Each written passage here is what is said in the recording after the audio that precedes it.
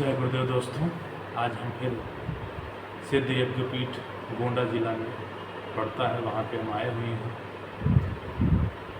यहाँ पे आपको बताते चलें कि निरंतर तकरीबन 6 वर्ष से कंटिन्यू यज्ञ चलता है। यज्ञ पद्धति को जिंदा रखने वाले हमारे आचार्य जयप्रकाश शर्मा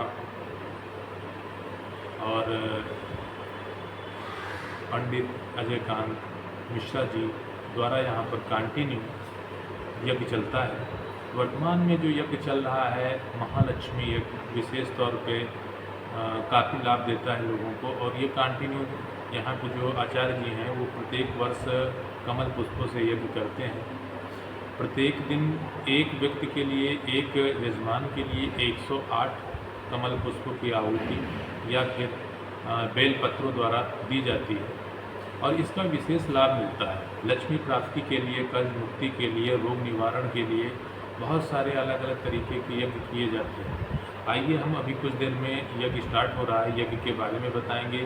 उस यज्ञ में विशेष आहुति किस तरीके से डाली जाती है वो चीज़ आपको बताएंगे। लेकिन 108 कमल पुष्पों की आहुति देने में काफ़ी लंबा समय लग जाएगा, तो वीडियो को हम बहुत बड़ा नहीं ले जा सकते हैं। इस वजह से करीब 11 बार कमल पुष्पों की आहुति और गायत्री मंत्र महामंत्र की आहुति 11 बार। इसके बाद हमारे गुरु जी का यानी आचार्य जी का वक्तव्य आप सुनिएगा, जिसमें विशेष तौर पे वो अपने यज्ञ पद्धति के बारे में बताए हैं और आप इसका जानकारी ले सकते हैं। इस हमारा जो चैनल है DK ओम DK 369 हिंदुस्तान की संस्कृति, ये इस चैनल पे समय समय पे हिंदुस्तान से जो आज के डेट में संस्कृति लुप्त होती चली जा रही है, पाश्चात्य सभ्यता को आज के डेट में प्रमोशन किया जा रहा है। विभिन्न गतिविधियों पे हम आपको वीडियो डालते रहेंगे। आपसे निवेदन है कि आप हमारे चैनल को सब्सक्राइब, लाइक ज़रूर करें और कमेंट करके ज़रूर बताएं। वरेण्यं भर्गो देवस्य धीमहि धियो यो न प्रचोदयात् स्वाहा। इदं गायत्रीदं नमः। ओम भूर्भुवः स्वः तत्सवितुर्वरेण्यं भर्गो देवस्य धीमहि धियो यो न प्रचोदयात् स्वाहा। इदं गायत्रीदं नमः। ओम भूर्भुवः स्वः तत्सवितुर्वरेण्यं भर्गो देवस्य धीमहि धियो यो न प्रचोदयात् स्वाहा। इदं गायत्रीदं नमः। ओम भूर्भुवः स्वः तत्सवितुर्वरेण्यं भर्गो देवस्य धीमहि धियो यो न प्रचोदयात् स्वाहा। इदं गायत्रीदं नमः। ओम भूर्भुवः स्वः तत्सवितुर्वरेण्यं भर्गो देवस्य धीमहि धियो यो न प्रचोदयात् स्वाहा। इदं गायत्रीदं नमः। ओम भूर्भुवः स्वः तत्सवितुर्वरेण्यं भर्गो देवस्य धीमहि धियो यो न प्रचोदयात् स्वाहा। इदं गायत्रीदं नमः। ओम भूर्भुवः स्वः तत्सवितुर्वरेण्यं भर्गो देवस्य धीमहि धियो यो न प्रचोदयात् स्वाहा। इदं गायत्रीदं नमः। ओम भूर्भुवः स्वः तत्सवितुर्वरेण्यं भर्गो देवस्य धीमहि धियो यो न प्रचोदयात् स्वाहा। इदं गायत्रीदं नमः। ओम भूर्भुवः स्वः तत्सवितुर्वरेण्यं भर्गो देवस्य धीमहि धियो यो न प्रचोदयात्। ओम महालक्ष्मी विद्महे विष्णुप्रियाय धीमहि तन्नो लक्ष्मी प्रचोदयात् स्वाहा। ओम महालक्ष्मी विद्महे विष्णुप्रियाय धीमहि तन्नो लक्ष्मी प्रचोदयात् स्वाहा। ओम महालक्ष्मी विद्महे विष्णुप्रियाय धीमहि तन्नो लक्ष्मी प्रचोदयात् स्वाहा। ओम महालक्ष्मी विद्महे विष्णुप्रियाय धीमहि तन्नो लक्ष्मी प्रचोदयात् स्वाहा। ओम महालक्ष्मी विद्महे विष्णुप्रियाय धीमहि तन्नो लक्ष्मी प्रचोदयात् स्वाहा। ओम महालक्ष्मी विद्महे विष्णुप्रियाय धीमहि तन्नो लक्ष्मी प्रचोदयात् स्वाहा। ओम महालक्ष्मी विद्महे विष्णुप्रियाय धीमहि तन्नो लक्ष्मी प्रचोदयात् स्वाहा। ओम महालक्ष्मी विद्महे विष्णुप्रियाय धीमहि तन्नो लक्ष्मी प्रचोदयात् स्वाहा। ओम महालक्ष्मी विद्महे विष्णुप्रियाय धीमहि तन्नो लक्ष्मी प्रचोदयात् स्वाहा। ओम महालक्ष्मी विद्महे विष्णुप्रियाय धीमहि तन्नो लक्ष्मी प्रचोदयात् स्वाहा। ओम महालक्ष्मी विद्महे विष्णुप्रियाय धीमहि तन्नो लक्ष्मी प्रचोदयात् स्वाहा। ओम महालक्ष्मी विद्महे विष्णुप्रियाय धीमहि तन्नो लक्ष्मी प्रचोदयात् स्वाहा। आचार्य जी, जो वर्तमान में यज्ञ चल रहा है उसमें जो कमल पुष्प डाले जा रहे हैं वो प्रतिदिन यज्ञ में कितने कमल पुष्प लगते हैं? ये हमारा महालक्ष्मी यज्ञ चल रहा है और इसमें ये 16 दिन का होता है।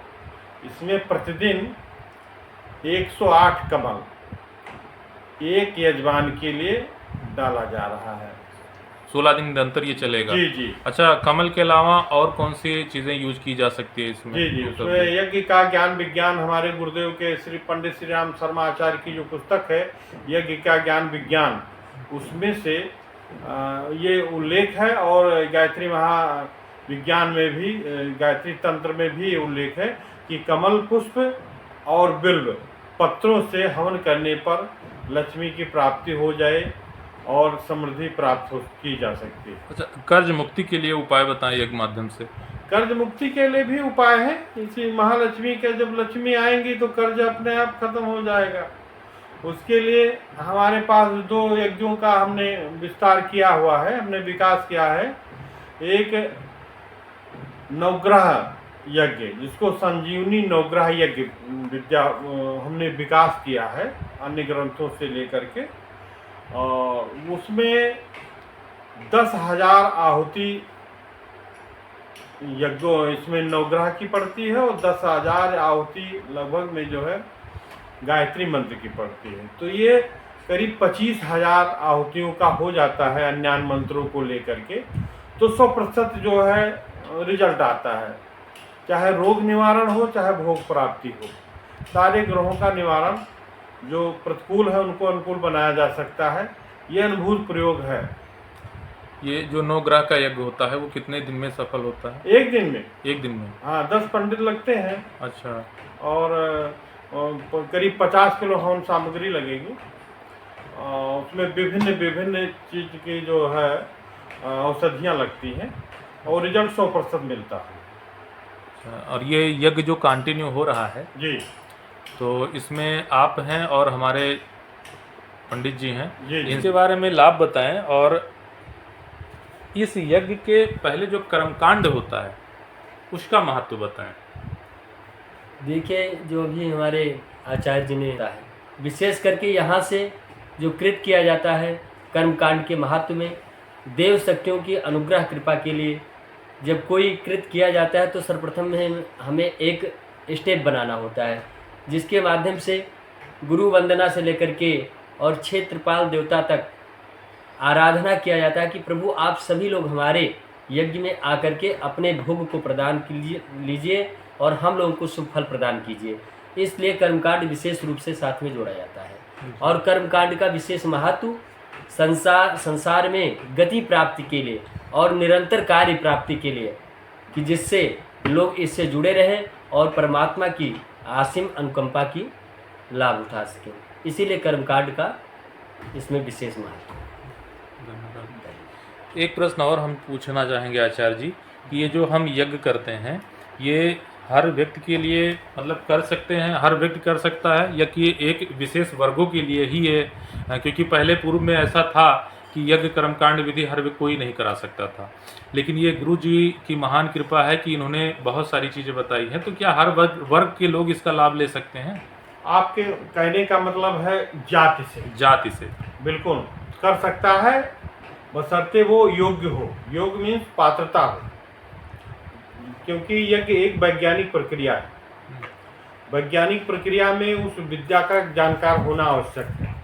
मंत्र ही आवश्यक नहीं है, उसके क्रियाकलाप और जो है विधियां भी आवश्यक हैं। इसलिए उसका प्रकांड विद्वान होना चाहिए। कोई भी इसका लाभ उठा सकता है, सार्वभौमिक है, कोई भी लाभ उठा सकता है। यज्ञ एक व्यापार है देवताओं और मनुष्यों के बीच में। आप क्या देते हैं देवताओं को और वो देवता द्वारा आपको क्या मिलता है, ये एक विनिमय है। ये भगवान श्री कृष्ण ने गीता में कहा भी है कि आप यज्ञ सामग्री से देवताओं को पुष्ट कीजिए और देवता आपका पोषण करेंगे। बहुत बहुत धन्यवाद आपको। आपने हमारी भारतीय संस्कृति यज्ञ परंपरा के विषय में रुचि रखी और आप इस कार्य में लगे हुए हैं। आप यज्ञ का प्रचार प्रसार कर रहे हैं अपने इस माध्यम से। बहुत बहुत धन्यवाद, बहुत बहुत साधुवाद। मैं आपको बताना चाहूँगा कि यज्ञ अनुष्ठान से विभिन्न प्रयोजनों की पूर्ति हो सकती है, यथा रोग निवारण, आर्थिक संपन्नता, विपन्नता को हटाने के लिए अन्यान्य प्रकार से विभिन्न प्रकार के हव्य पदार्थों से विभिन्न विधानों और विभिन्न प्रक्रियाओं के साथ हवन करने से उनके परिणाम अलग अलग प्रकार से हो सकते हैं। जिस प्रकार से विभिन्न रोगों की को अलग अलग औषधियाँ, परिचर्या, उपचार विधियाँ अलग अलग होती हैं, उसी प्रकार के अनेक प्रयोजनों के लिए यज्ञों के विनियोग भी भिन्न भिन्न है। प्राचीन काल में याज्ञिक लोग उन विधानों को, विस्तृत प्रक्रियाओं को भली प्रकार से जानते थे और उनसे समुचित लाभ प्राप्त करते थे, लेकिन खेद है आज वो यज्ञ विद्या विलुप्त हो रही है। हम ये नहीं कह रहे हैं कि पूरी तरीके से विलुप्त हो रही है, लेकिन आजकल जो पुरोहित वर्ग लोग जो एक सीमित दायरे में मात्र रामचरितमानस का पाठ या भागवत का पाठ तक ही सीमित रखे हैं, इसलिए वो यज्ञ विद्या धीरे धीरे विलुप्त हो रही है। हमारे गुरु ने कहा था कि भारतीय प्राचीन विज्ञान में रुचि रखने वाले लोगों का एक कर्तव्य है कि इन रहस्यमय विधानों को सरल करके आम जनता के लिए प्रस्तुत करें। इसी उद्देश्य में मैं लगा हूँ। हमारे सहयोगी पंडित अजयकांत मिश्रा जी हैं और हमारे बहुत सारे सहयोगी हैं इस जो यज्ञ विद्या में रुचि रखते हैं और चाहते हैं कि इसी हमारी ऋषि परंपरा आगे बढ़ती रहे। अच्छा, यज्ञ से संबंधित अगर कोई भी जानकारी लेना हो तो आपसे कांटेक्ट किया जा सकता है? जी जी बिल्कुल। ये किस समय कांटेक्ट किया जाए जिससे आपसे बात हो सके? हाँ, वो 9 बजे तक सुबह और इसके बाद में शाम को 6 बजे से 9 बजे तक कोई भी चीज़ें जो है इस पर पूछी जा सकती हैं। हमारे अपनी जानकारी के हिसाब से उसको मैं बताऊंगा। हमारा कांटेक्ट नंबर नोट कर लें। हमारा कांटेक्ट नंबर है 700-711-111-084। धन्यवाद।